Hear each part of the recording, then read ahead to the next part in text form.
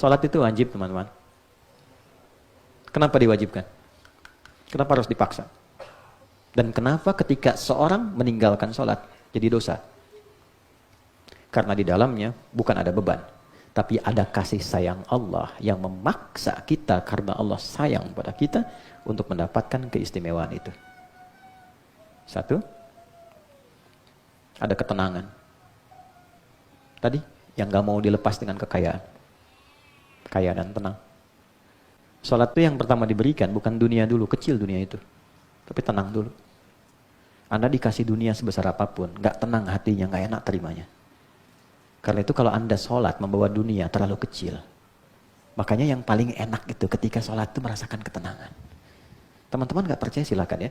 Karena itu ada ajaran di Quran tuh gini, kalau sedang ada masalah, ambil wudhu, hadap kiblat, sholat aja. Walaupun solusi belum datang, tapi ketenangan tuh hadir. Lebih enak rasanya. Sujudnya nikmat gitu. Kadang-kadang kita nangis tuh, bahasa Nabi Ya'qub tuh gini, innama ashku bathi wa huzni Allah.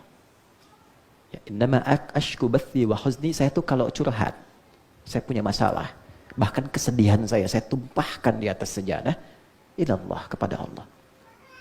Jadi bukan di atas Instagram, bukan di YouTube. Siapa yang suka, tolong aminkan ya. Tambah masalah. Tangkan sajadah, ambil wudhu, sholat. Itu dahsyatnya, Allah kasih ketenangan pada jiwa kita. Nanti kalau sudah tenang, itu pelan-pelan muncul solusi. Datang gitu, satu. Oke? Nah ini satu, dan ketenangan itu mahal, ini. Yang kedua, kalau sudah tenang, perilaku kita berubah.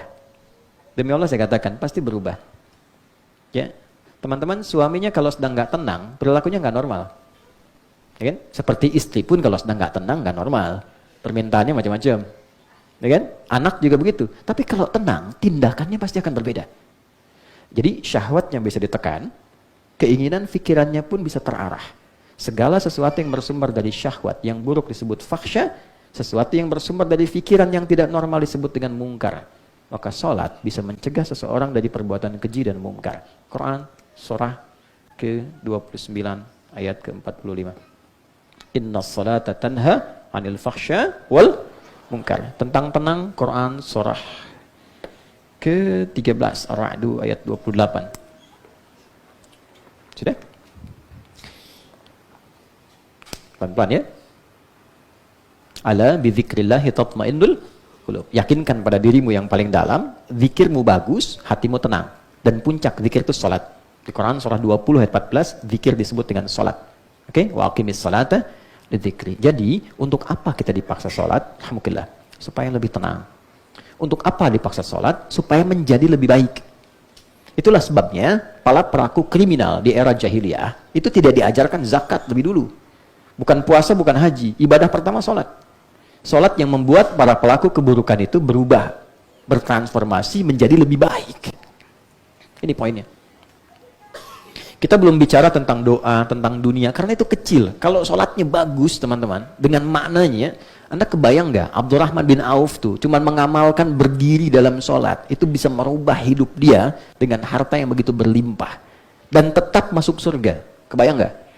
Ini orang levelnya nomor 3 kayaknya. Kaya itu kan 3 tingkatan. Kaya banget, kebangetan kayanya. Ini level kebangetan kayanya. Saya riset, itu valuasi hartanya kalau sekarang dihitung Abdurrahman bin Auf itu 14.000 triliun. Ini risetnya nggak sembarangan, di riset doktoral ya, dan diuji oleh 15 profesor. Itu 14.000 triliun. Bahkan ada yang menghitung lagi dengan kurs berbeda, 72.000 triliun. Ya, VOC itu waktu bikin saham digabungkan satu konsorsium itu nyampainya 11.000 triliun. Saya pernah ke Delft, ke Utrecht, kemudian ke Delft, menduduki markas VOC kurang lebih 20 menit. Dudukin lagi tuh, dudukin lagi kan. Nah, 20 menit lah kita lihat itu, Allahu Akbar. Nanti kapan-kapan main ke sana. Itu tempatnya kecil, lebih besar ini. Tempatnya kecil, masuk, dia sewa tempat kecil tapi gudangnya lebih daripada musyawarah.